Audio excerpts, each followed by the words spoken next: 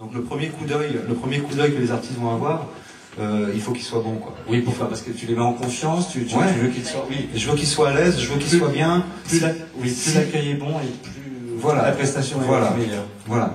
Si eux se sentent bien sur scène, ils vont donner le maximum. S'il y a des problèmes toute la journée, s'il y a des soucis, des petits soucis techniques, s'ils sont pas bien dans les loges, s'ils sont pas bien hébergés, là je vois qu'il y a Jean-Louis qui est là parce que c'est un de mes partenaires très important. Hein.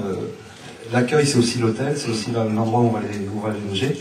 Voilà, il faut que tout soit nickel. L'agent qui faisait tourner Maxime Le Forestier m'a appelé par erreur en croyant appeler Rose Bourdin, en disant bah voilà, j'ai un concert de Forestier, si ça vous intéresse. Je dis bah oui, ça m'intéresse. On bloque tout de suite la date.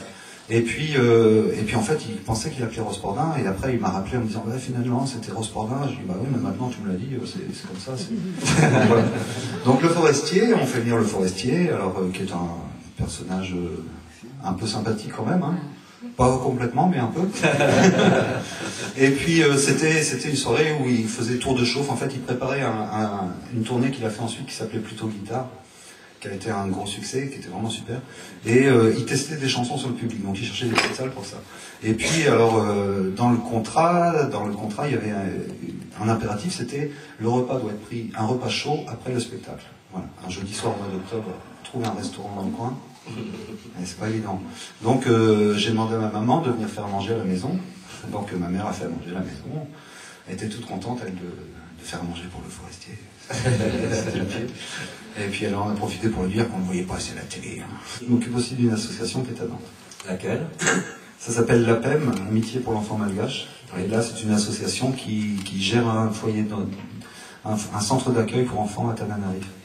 D'accord, tu peux préciser l'association?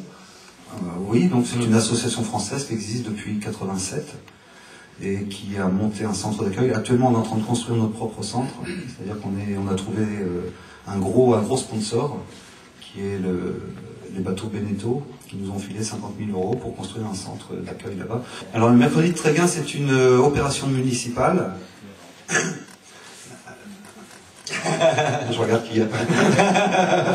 C'est une opération municipale qui a été créée il y a une bonne dizaine d'années à Tréguin. Donc la commande de la municipalité, c'était on te donne pas beaucoup d'argent, mais tu fais un truc super.